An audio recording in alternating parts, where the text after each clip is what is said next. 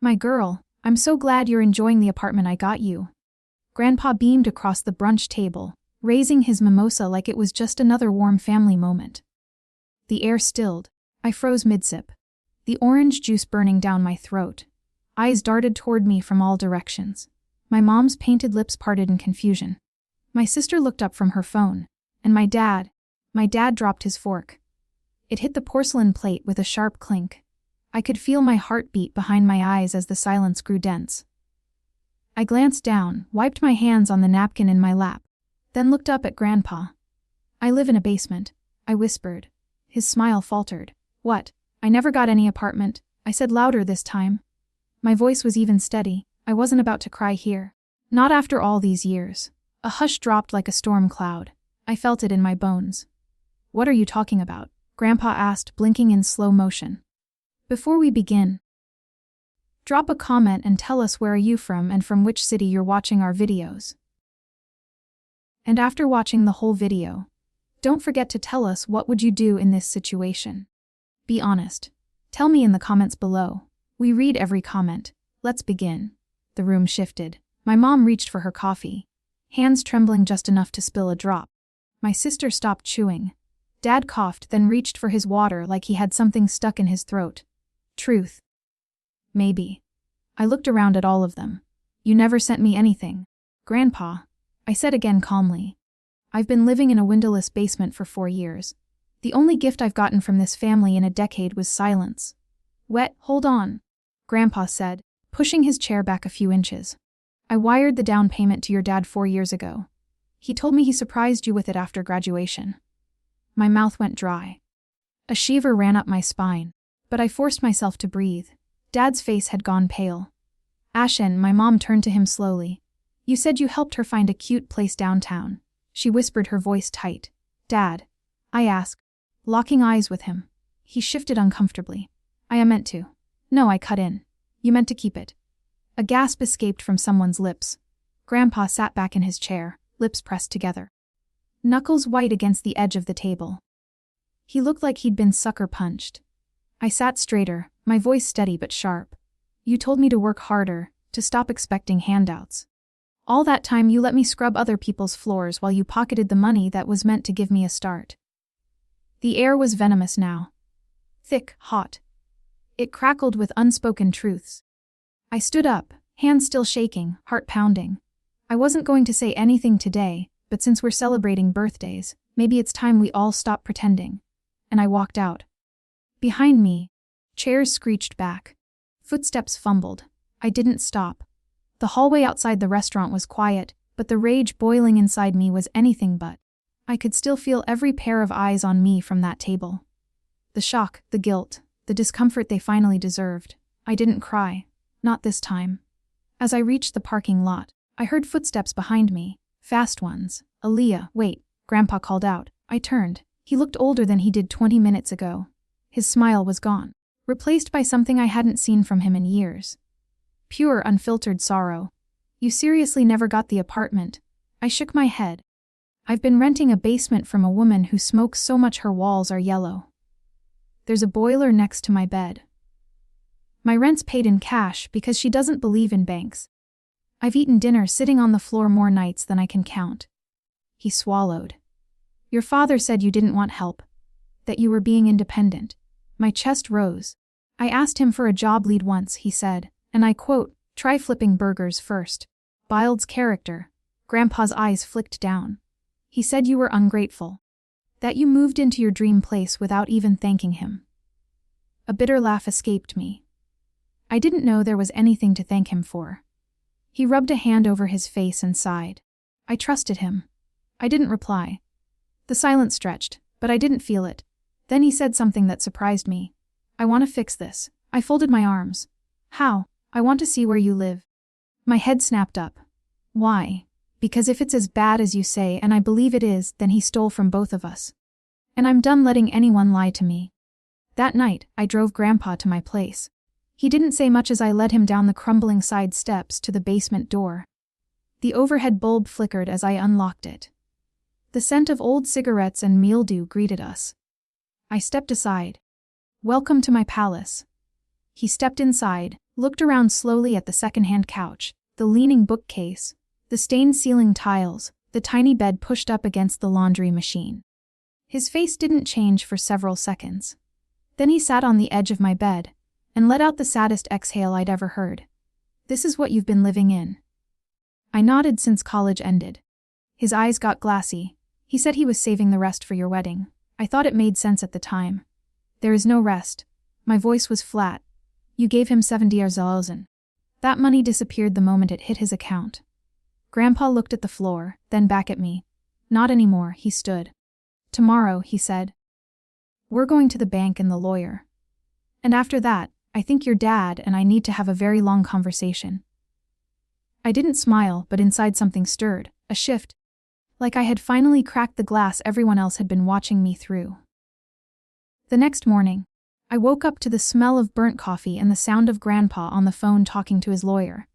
"I don't care if it's Sunday. Howard, find the paperwork. I want every transfer traced, every cent, and I want you to draft a letter stating I no longer authorize Daniel Whitmore to act on my behalf in any financial capacity." His voice was cold steel, a tone I had never heard him use, not even when Dad had wrecked his truck back in high school, or when Mom forgot his medication once. This was different. I stayed in the hallway barefoot on the cold concrete floor, listening in silence. Something inside me, something long dormant, felt seen. By noon, we were sitting in a crisp wood-paneled office downtown. Grandpa had pulled strings to get an emergency appointment. The banker, a prim woman in her 50s, clicked through records on her screen. Lips pressed tightly. "I do see the transfer here," she said finally, adjusting her glasses.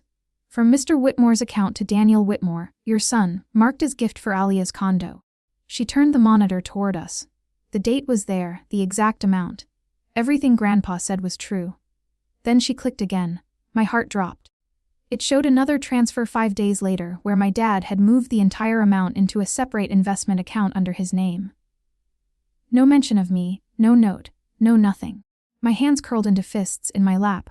Grandpa stared at the screen in silence, then asked in a calm voice, "Can I get a printed copy of all that?" "Yes, sir." When she stepped away, he turned to me. "He betrayed you, and he lied to me. This isn't just family drama, Aaliyah. It's theft." I nodded slowly. "Don't worry," he added. "I'll handle it," but I shook my head. "No," I said quietly. "We'll handle it." That afternoon, we drove straight to my parents' house. I hadn't stepped foot there in years. The same house where I used to decorate cupcakes with Mom. Where Dad once taught me how to ride a bike, before he started ignoring my calls. Where my sister threw a party the week I moved out and left my stuff on the lawn. Grandpa rang the doorbell. Dad opened it half confused, half annoyed. His eyes widened when he saw both of us. "We need to talk," Grandpa said, voice firm. "I'm kind of busy." "Sit down." Grandpa didn't raise his voice. He didn't need to. Mom hovered in the background, her brows furrowed. My sister peeked down the staircase, sensing tension like a vulture. We all gathered in the living room. Grandpa placed a thick folder on the coffee table. Dad didn't even look at it. Then Grandpa dropped the hammer. "You told me Alia was living in that apartment I bought her. But the money never made it there. You took it. You stole it. And you lied to your daughter and to me." Dad chuckled nervously. "Come on, Dad. You're blowing this out of she's been living in a basement," Grandpa snapped, "eating on the floor, working 2 jobs while you used her money to pad your investments. I was holding it for her future." "Don't." My voice cut in sharp. "Just don't lie again. You told me I was lazy, entitled, that I didn't deserve help. Meanwhile, you were living off the money that was meant to give me a chance." Dad's jaw clenched. Grandpa opened the folder and slid the papers toward him. "I've already spoken to Howard. We'll pursue legal action if we have to, but you're going to pay back every cent, and you're going to explain yourself in front of the family at the next brunch. No more secrets. No more pretending you're some noble father." Mom whispered, "Daniel, tell me this isn't true." He said nothing. Silence. Then Grandpa turned to me. "You'll move in with me next week. I've already called the realtor. We'll find you a proper place to live." I stared at Dad one last time. He couldn't meet my eyes. The man who once told me, "You'll never make it without me," looked small now, shrinking under the weight of truth. I didn't feel victorious. I felt free, and that was better. The following Sunday, brunch was held at the same restaurant, same table, same faces, but everything had changed. I wasn't seated near the end anymore, squeezed between an ice bucket and a chair that didn't match. I sat beside Grandpa this time at the head. His hand rested lightly on mine as we waited for everyone to arrive. When Dad walked in, he looked like he'd aged 5 years in 1 week. The usual fake charm on his face was gone. Mom stayed close to him, tight-lipped and tense. My sister wore sunglasses indoors like she didn't want to see what was about to unfold. Grandpa stood up before anyone could pretend this was a normal Sunday. "I'm going to keep this short," he said, his voice sharp and loud enough for the entire room to quiet.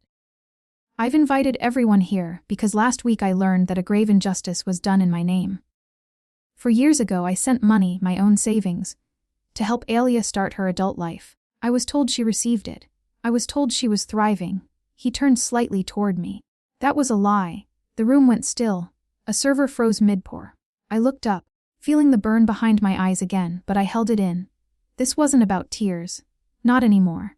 Grandpa continued. "Daniel took that money, he invested it, hid it, and then let his daughter suffer in silence, making her feel unworthy, lazy, and dependent. All while pretending he was being a responsible parent." A wave of murmurs rolled through the family members seated around us. My aunt gasped. My cousin blinked hard, clearly piecing things together. My dad shifted in his seat. Grandpa turned fully toward him now. "You betrayed both of us. And from this moment forward, you will not touch another cent of my estate. Every asset, every trust, every future transaction. It's all being restructured. You've lost that privilege." Then slowly, Grandpa pulled a folded document from his jacket and laid it gently in front of him. "I want you to read this out loud." Dad looked at the paper like it was poison. Grandpa's voice sharpened. Now his hands shook as he opened the letter, and when he began to read, his voice broke with every sentence. "To my family. I stole from my daughter, Aaliyah Whitmore. I took funds meant for her future and lied about their purpose. I have wronged her, my father, and the integrity of this family. I accept full responsibility and will pay back the full amount within 6 months. I am deeply sorry." When he finished, there was only silence, no clapping, no gasps, just a heavy collective breath. And for the first time in years, I looked at my father and didn't feel small. I felt seen. And that night back at Grandpa's house, I stood on the porch with him under the stars. "I still can't believe you never asked for anything," he said. "I was done asking," I replied softly. He nodded. "I'm sorry I didn't check sooner." "I'm not," I said after a beat. "Because now I know who's really in my corner." He smiled faintly. "You're not going back to that basement." "I know. I found a place for you," he added. "Downtown. Lightwood floors, real windows." I laughed quietly. "That already sounds like a mansion." "You deserve it." Maybe I did, but more than anything, I deserved to stop fighting for scraps. The new apartment had floor-to-ceiling windows. The first morning I woke up there, the sun streamed in like it had been waiting for me. I didn't hear my landlady cursing at her dog through the wall. I didn't hear the pipes groaning beside my head. Just silence. Peace. I sat on the edge of my new bed, a real bed, not a second-hand futon, and stared out at the city skyline. I wasn't used to seeing the sky like this. I wasn't used to feeling safe. That day, I started something I had buried years ago. I opened my laptop. Dusted off the folder I used to keep hidden behind job applications and bills. The folder labeled Designs. Inside were the sketches and layouts I once dreamed would become my career. Before the world convinced me that stability mattered more than passion. Before my dad looked at my portfolio and said, "It's cute. But when are you going to get serious?" Now I got serious. I applied to design studios, freelance networks. I even launched a small online portfolio.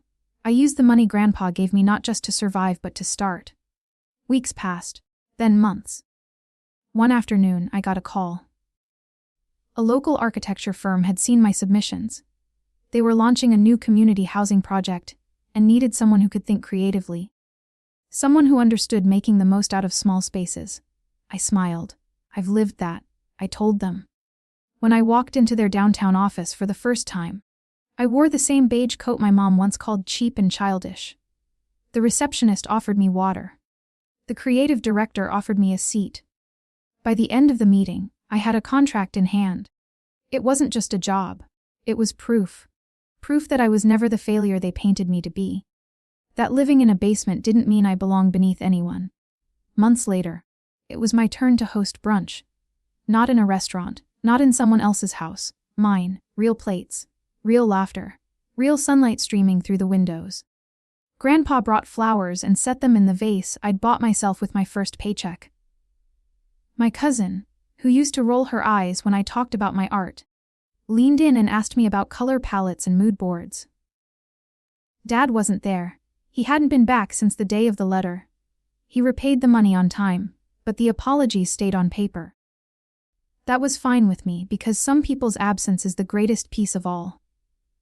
And as I passed around a tray of fresh scones, I caught Grandpa watching me with a soft smile on his face. "This," he said, "this is what I imagined." I touched his hand. "Me too."